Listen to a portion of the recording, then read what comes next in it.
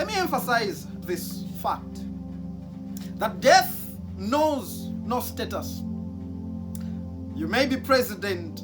When death comes, you answer the call to death. You may be well formed in terms of physical structure and strength.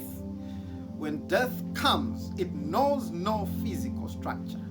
You may be with great financial muscle, wealthy, rich, stinking rich.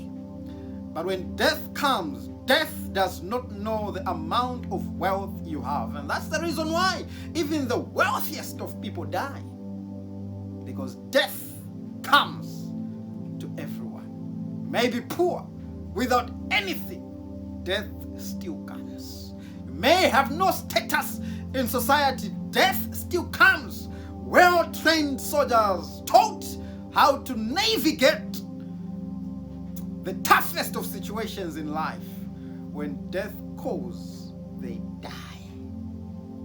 There is a judgment according to Paul. And John recounts what he saw concerning the judgment yet to come on each and every individual on planet Earth. He says, I saw the throne of God, and a judgment was established, great and small, huge and small, and every other individual who ever lived on planet Earth and had died will be brought up to this judgment, to face the face of God in judgment. Listen, friends, listen, brothers, listen, colleagues, listen, parents, and listen, everyone.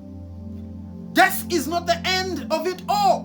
Beyond death, there is a judgment, and beyond death, there is a time when you and I will need to meet our God face to face and sit on a judgment seat and account for our works on planet Earth. Therefore, you cannot afford to live your life anyhow. Therefore, I cannot afford to live my life anyhow. Therefore, we cannot afford to live our lives anyhow.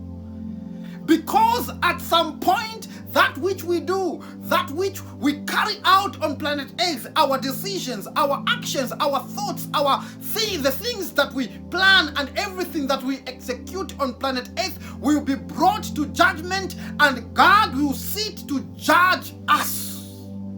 Regardless of whether you are big or small, great or nothing, the point and the fact of the matter is this: we may escape penalty and judgment on planet Earth, but someday we will sit before the face of the great judge himself, God, and God will judge us.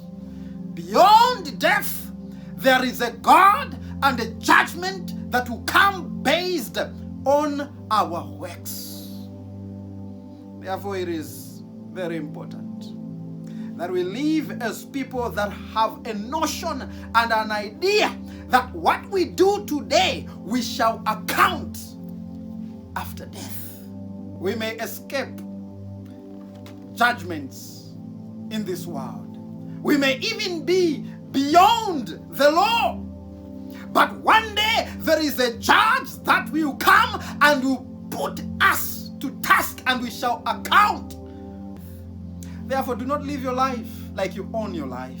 Do not you live your life as if you are untouchable. Do not live your life as if no one can say anything about it. Do not live your life as if there is no God. There is a God. Someday, He will bring you to a judgment, and you shall account. There is no corruption there. You cannot corrupt a judge to be set free. You cannot corrupt a lawyer to set you free. There, it will be the righteous judge, Christ, or God Himself judging. And only those that have had Christ as their attorney by submitting to His will and confessing their sins and accepting Him as their Lord and Savior will stand with hope at the judgment seat of God, because Christ is the only way through the judgment. Salvation is not for every Jim and Jack. You work it out. Allow me to make mention that no one is going to heaven and will be in heaven by surprise. All that will enter the pearly gates of heaven will enter the pearly gates of heaven knowing fully well that they worked out trembling and fear. They took deliberate steps to accept Christ, to commit to Christ, and to surrender to Christ on a daily basis, that they may walk and live in accordance to his word and his will, that at the time when he comes, they will be found waiting for him. So no one is going to heaven, and no one is saved up in heaven by surprise. It is deliberate actions that will be taken by individuals on a daily basis to make it to heaven with Christ as their anchor.